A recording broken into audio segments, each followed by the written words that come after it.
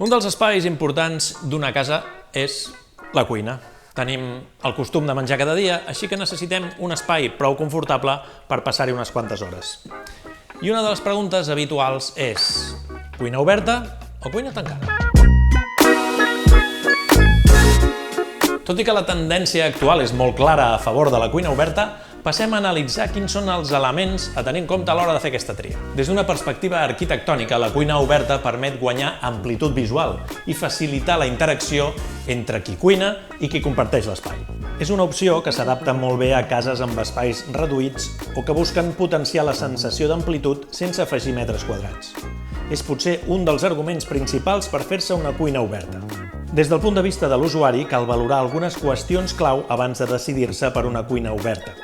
Primer, és imprescindible tenir en compte un bon sistema d'extracció i ventilació, perquè no volem que les olors o el fum s'escampin per tot l'habitatge.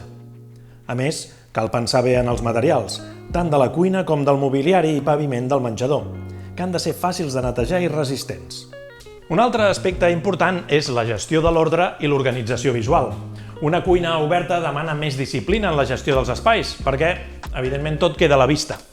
Això implica pensar en solucions d'emmagatzematge intel·ligents, com mobles integrats amb electrodomèstics encastats que mantinguin l'harmonia visual o fins i tot armaris escamotejables com aquest que ja us vam ensenyar.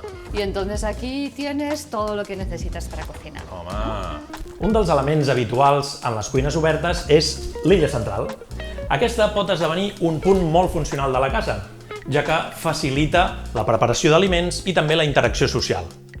Pot servir com a espai addicional de treball, també per menjar de manera informal o fins i tot com a espai d'emmagatzematge extra. Ara bé, a l'hora de fer una illa central cal tenir molt en compte l'espai disponible. A més, cal considerar la funció principal que es donarà a l'illa.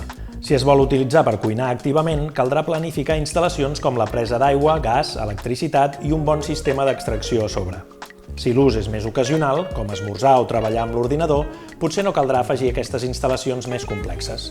Com tot, només cal pensar-ho bé. Es recomana un mínim d'entre 90 i 120 centímetres de pas al voltant de l'illa per garantir un ús còmode i ergonòmic. Si hi ha un espai més reduït, això podria acabar sent més un obstacle que no pas un avantatge. Una opció per a espais més reduïts, en canvi, és això, la península. En lloc d'una illa tenim aquesta península que s'adhereix a la cuina per un lateral. I finalment podem portar també el concepte d'illa central més enllà, com en aquest cas, on podeu veure que aquesta illa el que ens està fent és separar l'espai del menjador del de la cuina. Per un costat tenim una llar de foc i per l'altre un forn. En canvi, una cuina separada ofereix més privacitat i permet gestionar millor les olors i els sorolls generats durant la cuina. Però pot crear sensació d'aïllament respecte a la vida social que es desenvolupa en el menjador o la sala, motiu pel qual és un concepte que ha perdut força. Una solució intermitja podria ser la instal·lació d'elements que permetin tenir tant una cuina oberta com una separació puntual quan sigui necessari. Això es pot aconseguir mitjançant portes corredisses, panells mòbils o envans de vidre. Aquestes opcions aporten flexibilitat i permeten gestionar moments puntuals en què sigui necessari més control de les olors, el soroll o l'ordre. En resum, per escollir entre una cuina oberta o tancada, heu de tenir en compte el vostre estil de vida, les vostres prioritats estètiques i funcionals i com us agrada compartir els espais amb la resta de membres de casa vostra. Amb una bona planificació, qualsevol tria pot ser un encert. Bon profit!